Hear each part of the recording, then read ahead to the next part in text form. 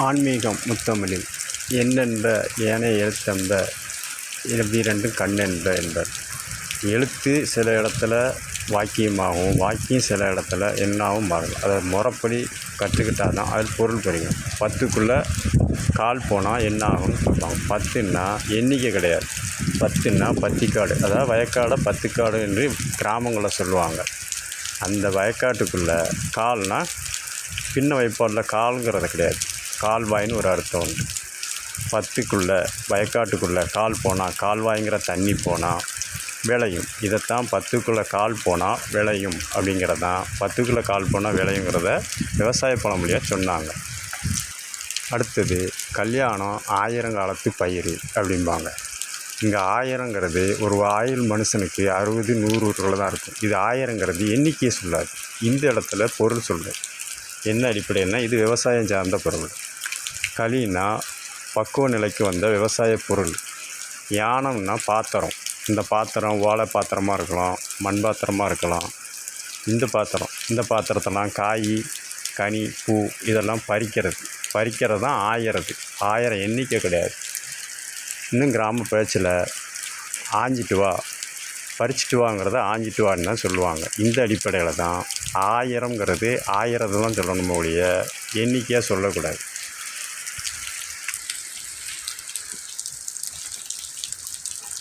களி என்றால் பயன்பாட்டுக்கு வந்தது, பக்குவ நிலைக்கு வந்தது.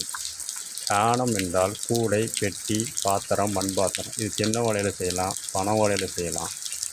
ஆயிரதுன்னா பயிர்களை பறிப்பது, பூக்களை கிள்ளி எடுப்பது, கிழங்குகளை வெட்டி எடுப்பது, நெற்கதிர்களை அறுவடை செய்வது.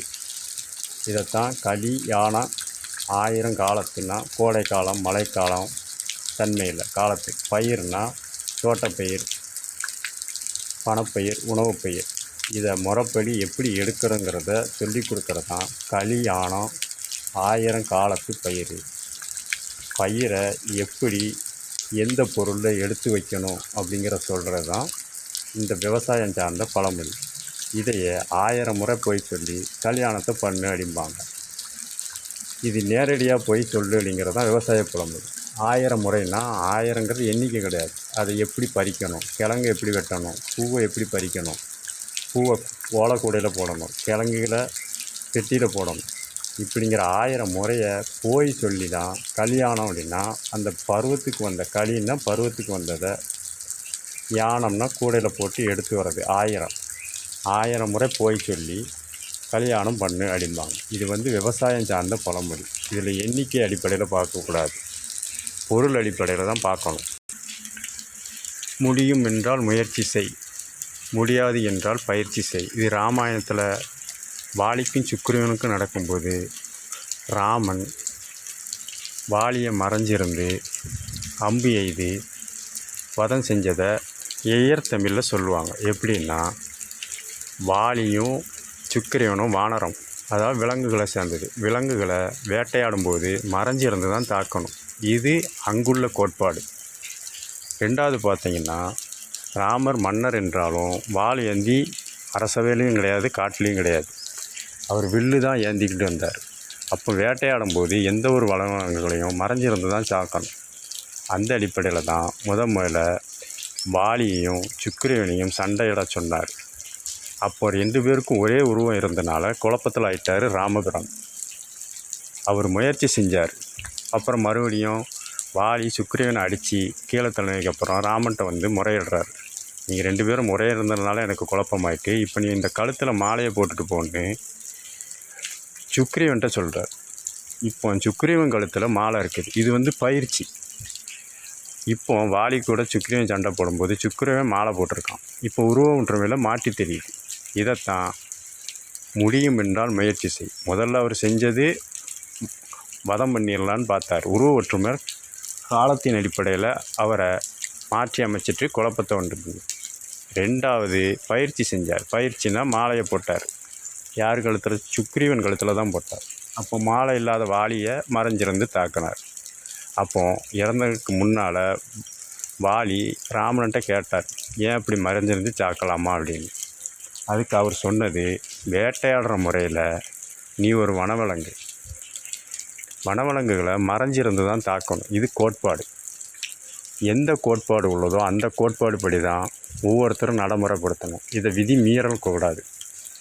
அதனால தான் ஒன்று மறைஞ்சிருந்து தாக்கினேன் அப்படிம்பாங்க. அப்போ முதல்ல சண்டை போட்டது முயற்சி. உருவ ஒற்றுமை காலத்தின் அடிப்படையில் தெரியாதனால மாலையை போட்டு ராமபிரான் பயிற்சி எடுத்தார். அதை தான் இயற்தமிழில் முடியும் என்றால் முயற்சி செய், முடியாது என்றால் பயிற்சி செய். இது ஆன்மீக பழமொழி. இதில் ராமபிரான் எந்தவித சூழ்ச்சியும் செய்யலை. சில நாடகத்தமிழில் ராமபிரான் சூழ்ச்சி செஞ்சார், மறைஞ்சிருந்து வாலியை கொண்டார் அப்படின்னா. அப்படியே சூழ்ச்சி என்கிறது என்னென்னா, தமிழில் தான் வாழறதுக்காக பிறரை கொள்வது தான் சூழ்ச்சி. ஆனால் வாலி இறந்ததுக்காக இவருக்கு எந்த பதவியோ பட்டமோ கிடைக்கல. அப்போ சீதையும் பக்கத்தில் தான் இருந்தா, இலங்கைக்கு போகிறதுக்கு பக்கத்தில் இல்லை. இந்த தோழமை உருவாக்குறதுக்காக அவர் உருவாக்கிக்கிட்டது தான் இந்த முயற்சி பயிற்சி. இது கோட்பாடுகள் மாறலை. ஒருத்தரை தவறுகளை சுட்டி காட்டணும்னா அவர்களுக்குன்னு ஒரு அமைப்புக்கு கோட்பாடுகள் உண்டு. அந்த கோட்பாடுகளை மீறி நடந்தால் தான் அவர்கள் சூழ்ச்சி செய்தார்கள்னு பொருள். வானரத்தை மறைஞ்சிருந்து தாக்கிறது தான் கோட்பாடு. இவர் விதி மீறலை. இது சூழ்ச்சி கிடையாது. இது ஒரு வித தர்மம்தான். வாலி இறந்ததுக்கப்புறம் வானர தலைவரால் சுக்ரீவனை பொறுப்பு கொடுத்தார். ராமர் அந்த இடத்துக்கு பொறுப்பு வரலை. அதனால் இது சூழ்ச்சிங்கிற சொல்கிறது தவறான கருத்துக்களாகும். இது தமிழ் அடிப்படையில் பார்த்தா தான் புரியும். படிப்படிப்படையில் பார்த்தா, மேலோட்டமாக பார்த்தா சூழ்ச்சி மாதிரி தான் தெரியும். அனுபவ அடிப்படையில் பார்த்தா இது சூழ்ச்சி கிடையாது. தை பிறந்தால் வழி பிறக்கும். இது சிவபெருமான் காரைக்கால் அம்மையார்ட்ட சொன்ன இயற்தமிழ் பொருள். இதுக்கு பொருள் என்னென்னா, காரைக்கால் அம்மாள் சிவபெருமானை மட்டும்தான் வழிபடுவார், சக்தியை வணங்க மாட்டார். அந்த அடிப்படையில் பரமசிவன் பார்வதி நடனத்தை காணணும்னு ஆசைப்பட்டு முறையிடுறாரு சிவபெருமான். அப்போ தை பிறந்தால் வழி பிறக்கும். தையன் என்றால் தானாவும் யானா சேர்ந்த தை என்றால் பரதநாட்டியத்திற்குள்ள ராகம். பிறண்டால்னா ராகமும் தாளமும் பிறண்டால். ராகமும் தாளமும் சேர்ந்தால் தான் நாட்டியங்கிறத பரதக்கலை முடியும். இதைத்தான் தை பிறந்தால், தையோட ராகத்தோட தாளம் பிறந்தால் தான் வழி பிறக்கும். வழின்னா கைகால உதறது. 3 லீவில் அந்த லானா போடுற லட்டுக்கு வரக்கூடிய லீவ் போடணும். வழி ராகமும் தாளமும் சேர்ந்தால் தான் ஒருத்தர் நாட்டியம் ஆட முடியும். அதுக்கு பார்வதி துணை தேவை. தனியாக என்னிடம் முறையிட முடியாது அப்படிங்கிறது தான் அவர் சூட்சமமாக சொல்லுவார். காரணம், இவர் சக்தியை வழிபட மாட்டார் காரைக்கால் அம்மையார். சில காலங்கள் கொஞ்சம் கடந்த பின்னு ஒரு சிவாலயத்தில் காரைக்கால் அம்மையார் தங்கும்போது சக்தியே இல்லை அப்படின்னு முறையிடுவாங்க. அப்போ பார்வதி ஒரு குறப்பெண் மாதிரி நீ தான் சக்தியே வேண்டாம், ஜீவன் மட்டும் போதுன்னு சொன்னிய, இப்போ சக்தியை தேடுறிய எதுக்குன்னு கேட்க போகிறது தான் அவர் உணர்வாங்க. சக்தி இல்லாமல் சிவன் இல்லை, சிவன் இல்லாமல் சக்தி இல்லை என்பதை உணர்த்துறதுக்காக தான் பார்வதி அப்படி சொல்லுவாள். நீ யாரம்மான்னு கேட்கும்போது விவரத்தை எடுத்து சொல்லுவாங்க. அப்போ 2 பேரோட தரிசனம் நான் செஞ்சது தவறு தான் அப்படின்னு சொல்லி முறையிட்டு சக்தியும் வணங்க ஆரம்பிப்பாங்க. அதுக்கப்புறம் தான் காரைக்கால் அம்மையாருக்கு சிவனும் பார்வதியும் சேர்ந்து தை என்றால் பரதநாட்டியத்துக்குள்ள ராகதாளம் அடிப்படையில், பிறண்டால்னா பிறந்தால் இல்லை, பிறண்டால் ராகமும் தாளமும் பிறண்டனால வழின்னா ஆட்டம். தை பிறந்தால் வழி பிறக்கும் என்ற பழமொழியை காரைக்கால் அம்மையாருக்கு சிவபெருமானும் பார்வதியும் உணர்த்தினது தான புராண பழமொழி. அண்டமும் பிண்டமும் ஒன்று தான். இறைவனும் இயற்கை வடிவில் இருக்கிறார். அதை சார்ந்து தான் மனிதன் வாழணும். மனிதனுக்கு இறைவன் தெய்வம். இந்த அடிப்படையில் தான் இருக்கும். மழை, காற்று, பனி இந்த அடிப்படையில் பருவங்கள் மாறும்போது அதுக்கு தக்கன நம்ம உணவுப் பொருட்களையும் சக்தியை உண்டு பண்ணிக்கிட்டால் தான் ஆரோக்கியமாகவும் ஓரளவு காலங்கள் வாழ முடியும் என்கிறத சூட்சமமாக தான் தை பிறந்தால் வழி பிறக்கும். இது தவறான பழமொழின்னா பகுத்தறிவின் விலை யார் பிச்சைன்னா, தமிழர்கள் விவசாயம் 4 முறை பண்ணுறாங்க. 3 முறைப்படி விவசாயம் பண்ணாங்க. சாணம், பிசானம், இடகுருவை. இது விவசாயிகளுக்கு மட்டும்தான் தெரியும், பிறருக்கு செய்ய வாய்ப்பு இல்லை. இந்த அடிப்படையில் தை மாதம் மட்டும்தான் வழி பிறக்கும் அப்படிங்கிற சொல்லி தவறு. அப்போ மற்ற 3 மாதம் வெள்ளாமல் விளையும் போதும் வழி பிறக்கணும்னு தான் நம்ம தமிழர்கள் சொல்லியிருக்கணும். நம்ம பெற்றோர்கள் பிள்ளைகளுக்கு நல்ல விஷயத்தை தான் சொல்லுவாங்களே ஒழிய தவறான விஷயத்தை சொல்ல வாய்ப்புகள் இல்லை. இந்த அடிப்படையில் விவசாயத்துக்கு உள்ளவர்களுக்கு தான் இது தெரியும். தை மாதம் மட்டும் அறுப்பு விழாது, பிற மாதங்களும் உண்டு. 3 போகம் விளையும். அந்த 3 போகமும் விளையணும் வழி விடணும் அப்படின்னு தானே தை பிறந்தால் வழி பிறக்கும்னு சொல்லியிருக்காங்க. இது இயற்கைக்கு புறம்பானது. ராகதாளம் இணைஞ்சாதான் நாட்டியம் ஆடும். ஏற்கனவே நாட்டியம் ஆடுறது சிதம்பரம் மண்டலத்தில் உள்ள நடராஜர் தான் நாட்டியம் ஆடுவார். இது ஆகாய ஸ்தலமாக தான் இன்னும் வழிபட்டுக்கிட்டு வராங்க. ஆகாயம் என்பது அண்டம். அண்டம் இல்லாமல் பிண்டம் கிடையாது. இதைத்தான் அண்டமும் பிண்டமும் ஒன்று, இதை ரெண்டையும் அனுசரித்து போனால் தான் வாழ்வாதாரம் உயரும் அப்படிங்கிற சூட்சமத்தான் தை பிறந்தால் வழி பிறக்கும் என்று பழமொழியில் புராணத்தில் சொல்லியிருக்கிறாங்க. இது தெரியாமல் அண்டம் வேற பிண்டம் வேற, அண்டத்தில் உள்ளது பிண்டத்தில் தாக்காதுங்கிறோம். பிண்டம் சார்ந்து தான் அண்டமும் இருக்குது, அண்டம் சார்ந்து தான் பிண்டமும் இருக்குது. இதை கூட நாடகத்தமிழில் சந்திரமுகிங்கிற படத்தில் லகலகன்னு வரும். இதை மேலோட்டமாக பார்த்தா தெரியாது. ராமகாவியத்தில் ராமான்னு சொன்னால் சொல்ல மாட்டான்னு மரான்னு தான் சொல்லுவாங்க. மரான்னு சொல்லும்போது ராமான்னு வந்துடும். இதை ஏற்கனவே இந்த படத்தில் நடித்த நடிகர் ஏற்கனவே விழா மேடையில் சொல்லியிருப்பாங்க.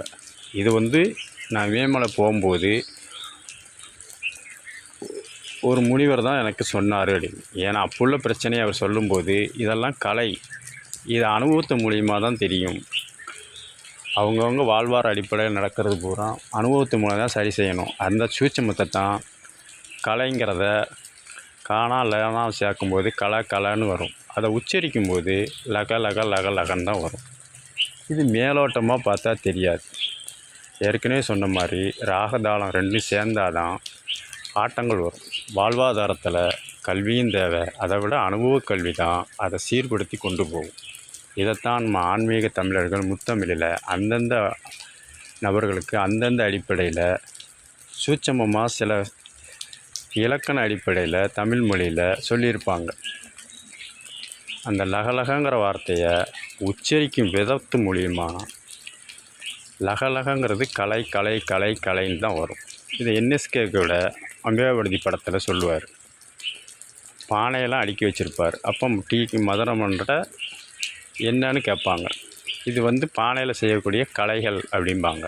அவர் சொன்னது கலைன்னா நாட்டிய கலை, ராகதாளங்களை வரும். பானையில் தான் ராகதாளங்களை உண்டு பண்ணுவாங்க. ஆனால் அந்த அம்மா கலை அப்படின்னா ஒன்றா இருக்கிற ஒவ்வொரு மண்பாத்திரத்தையும் தனித்தனியாக பிரித்து வச்சிடும். அப்போ தான் சொல்லுவார், கலை என்றால் கலையும் ஆகும், தொலை என்றால் தொலைத்து போகிறதும் ஆகும், தொலைவும் ஆகும், மலை என்றால் மலையும் ஆகும், மலைத்து போகிறதும் ஆகும். ஒரு சொல்லுக்கு இடத்துக்கு தக்கன பொருள் தரும். அதை சூட்சமமாக புரிஞ்சாதான் வாழ்வாதாரத்தில் உயர முடியுங்கிறது தான் ஆன்மீக முத்தமிழில் சொல்லியிருப்பாங்க. மேலும் சந்தேகம் வந்தால் சந்திரமுகி முதல் பாடத்துக்கும் சந்திரமுகி 2வது பாடத்துக்கும் உள்ள உச்சரிப்பை பாருங்கள். அந்த லகலகங்கிறத முதல் உள்ள உச்சரிப்பு எல்லார் மனசுலையும் பயஞ்சிட்டு, 2வது உச்சரிக்கும்போது பண்ணாது. காரணம், ஆன்மீகம் எல்லார் உடம்புக்குள்ளேயும் இருக்குது, ஆனால் தெரியாது. தமிழுங்கிறது சொன்னால் புரியாது. தமிழ் சொல்லத்தான் புரியும்.